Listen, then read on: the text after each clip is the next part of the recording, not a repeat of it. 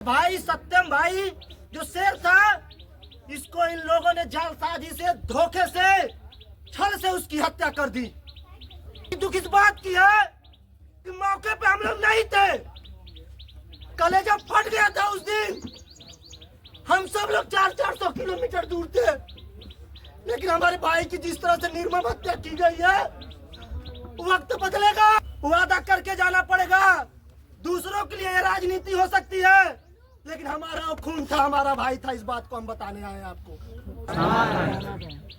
एक बात और आपको बताना चाह रहा हूँ कि जिसको इन लोगों ने मारा है वो शेर था और गीदड़ों ने उसको साजिश के तहत मारा है। अकेले कोई उसका सामना नहीं कर सकता था, हम उसको जानते हैं इस बात को। लेकिन इनका इतिहास रहा है मनुवादी और ब्राह्मणवादियों का कि हमारे समाज, हमारे महापुरुषों की जब जब हत्या हुई है, हमारे क्रांतिकारियों की जब जब हत्या हुई है, धोखे और छल कपट से हुई है। ताली कोई नहीं बजाएगा भाई, ओए ताली कोई नहीं बजाएगा।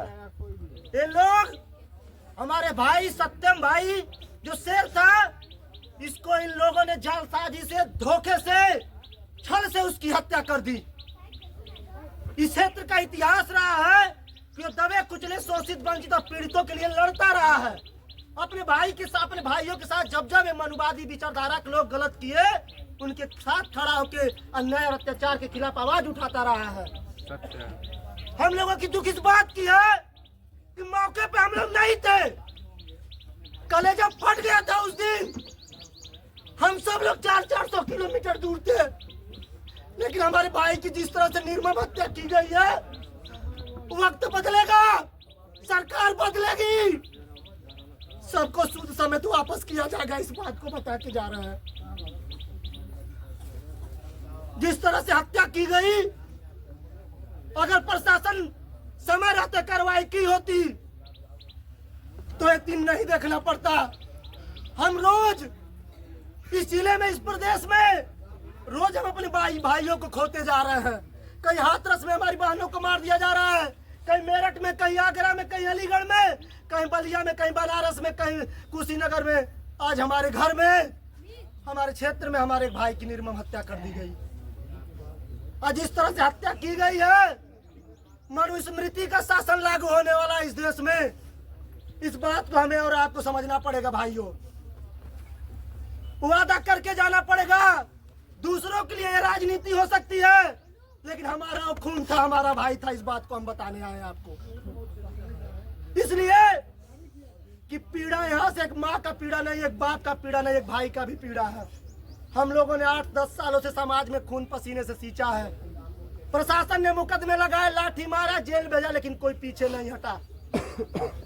लेकिन अगर इस दौर में भी हम बाबा साहब के संविधान के तहत अगर अपने भाई को न्याय नहीं दिला सके, तो हमारा आपका रहने का कोई मतलब नहीं है।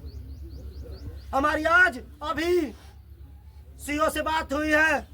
हमने उनसे कहा है कि FIR में पीड़ित परिवार ने जिनका जिनका नाम दिया है, उनको गिरफ्तार करके जेल भेज दिया जाए। 48 घंटे बाद अगर हमने फिर प्रशासन से अपडेट लिया, अगर आरोपियों की गिरफ्तारी करके जेल नहीं भेजी गई, तो पूरी ताकत से हम गोरखपुर के DM और SP को नींद से सोने नहीं देंगे। इस बात को याद रखिए। क्या इस अन्याय के खिलाफ आप लोग अनिश्चितकालीन धरना प्रदर्शन के लिए हमारे साथ खड़े होंगे कि नहीं खड़े होंगे? हाथ उठा। क्या फिर कोई सत्यम को मारा जाए, क्या इस दिन का इंतजार करेंगे आप? क्या हमारे भाई को न्याय मिलना चाहिए, नहीं मिलना चाहिए? अगर हमारे परिवार को पैसे की जरूरत कम पड़ जाए कानूनी प्रक्रिया को लड़ाई लड़ने में, तो हम लोग पैसा सहयोग करेंगे कि नहीं? क्या आज 1 दिन, 2 दिन, 1 हफ्ते, 10 दिन, 1 महीने बाद इस घटना को भूल जाएंगे आप? क्या इस लड़ाई में अंतिम समय तक साथ रहेंगे कि नहीं रहेंगे?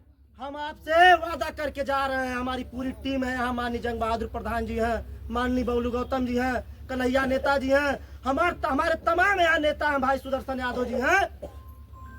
हम आपको बता रहे हैं कि इस न्याय की लड़ाई में हम सब लोगों को मजबूती से साथ खड़ा होके इन मनुवादी व्यवस्थाओं के लोगों को, इनको सबक सिखाना पड़ेगा। आरोपियों को जब तक सजा नहीं मिल जाती हम इस लड़ाई में इस परिवार के साथ मजबूती से खड़ा रहेंगे। खड़ा रहेंगे कि नहीं रहेंगे? आप सब लोग इस बात को समझिए कि ये घटना सत्यम की नहीं है। जो हमारे भाई सोशल मीडिया पर देख रहे हैं, सोशल मीडिया पे है, हर एक 15 मिनट पे एक दलित लड़की का इस देश में रेप हो रहा है, हर 25 मिनट पे एक दलित व्यक्ति की हत्या हो रही है। और मुख्यमंत्री जी मूक दर्शक बन के बैठे हैं। जीरो टॉलरेंस की बात करने वाले मुख्यमंत्री जी, इसी शाहजहां में 2 दलित नाबालिग लड़कों की गला रेत की हत्या कर दी गई। यही पिपराइच में हत्या हुई, चिल्लूपार में हत्या हुई है, पिड़ानी में जो हाफ मर्डर का एक घटना हमारे सामने आया है। पिड़ानी में एक दलित लड़की के साथ बलात्कार किया गया है। 4 जनवरी को बलात्कार होता है, 28 को मुकदमा दर्ज होता है, 8 फरवरी को 164 के बयान में बलात्कारिता बताती कि हमारे साथ रेप हुआ है। लेकिन खजनी सीओ उदय प्रताप सिंह को यह संदेश भेजना चाहता हूँ, उन्होंने अपने जाति विशेष के लोगों को संरक्षण देके बचाने का काम कर रहे हैं। उनको बताना चाह रहे हैं कि 4 दिन बाद कोई जिले में नींद से नहीं सोएगा। हम सब लोग उनको जगाने का काम करेंगे। अगर सारे मामलों में न्याय नहीं मिला तो, सारे मामले में आरोपियों को जेल नहीं भेजा गया तो ऐसे काम नहीं चलने वाला है। हम लोग कब तक एक दूसरे के घर जाएंगे, संवेदना व्यक्त करेंगे, अपने भाइयों की तस्वीर पर पुष्पांजलि करके घर वापस लौट जाएंगे और फिर दूसरी घटना को अंजाम देंगे। अपने को और गैरों को पहचानिए। जो आपके पुरखों के नहीं हुए वो आपके कभी नहीं हो सकते। वो चाहते हैं कि आपका कपड़ा फटा हो, आपके गंदे बाल हो और आप उनके खेतों में कटिया सोहनी रोपनी करते हुए नजर आए, उनके घर लेबर का काम करते नजर आए, उनके घर गाड़ी पोछते नजर आए, उनके घर पे गाय भैंस खिलाते नजर आए। हमारे पास पैसा कम होगा, हम अब मजदूरी कर लेंगे, हम कोई व्यवसाय कर लेंगे, लेकिन स्वाभिमान की जिंदगी जिएंगे। मनुवादियों के सामने माथा कभी नहीं टेकेंगे। इस बात को हम बता के आपके बीच जाना चाहते हैं। वो हमारे मजबूरी का फायदा उठा के हमारे भाइयों को आए दिन हत्या कर रहे हैं, हमारी बहनों का बलात्कार कर रहे हैं। ऐसे काम नहीं चलने वाला। उम्मीद के साथ हम आए हैं यहाँ पर, एक बात आपसे बताने आए हैं कि अत्याचार और उत्पीड़न के खिलाफ भीम आर्मी गोरखपुर अंतिम समय तक लड़ेगी। और एक संदेश और आपको अंतिम देना चाहता हूँ कि इस पूरी घटना की जानकारी हमारे मुखिया, हमारे राष्ट्रीय अध्यक्ष चंद्रशेखर आजाद साहब को भी पता है। इस पूरे घटना का एक एक अपडेट उनके पास है। वो बीमार है, संसद का सत्र चल रहा है। जैसे ही इनको मौका मिलेगा हम प्रयास करेंगे इस पीड़ा में आके अपने परिवार के बीच में हमारे भाई खड़े। हम कोशिश करेंगे, आग्रह करेंगे कि आपको आना पड़ेगा, क्योंकि अब हमारा कोई उम्मीद नहीं। हमारा उम्मीद ये तमाम नौजवान साथी खड़े हैं जिन सबको अपनी अपनी जिम्मेदारी लेनी पड़ेगी और इस मनुवादी व्यवस्था के खिलाफ अपनी जिम्मेदारी को लेकर अपने समाज के भला के लिए खड़ा होना पड़ेगा। अगर बड़हलगंज में कोई घटना होती है, पिड़ानी में कोई घटना होती है, बांसगांव में कोई घटना होती है, खजनी में कोई घटना होती है या जिले के किसी कोने में होती है, 100 रुपए का पेट्रोल फूंक के जाए उस परिवार को न्याय दिलाने का काम करिए। हम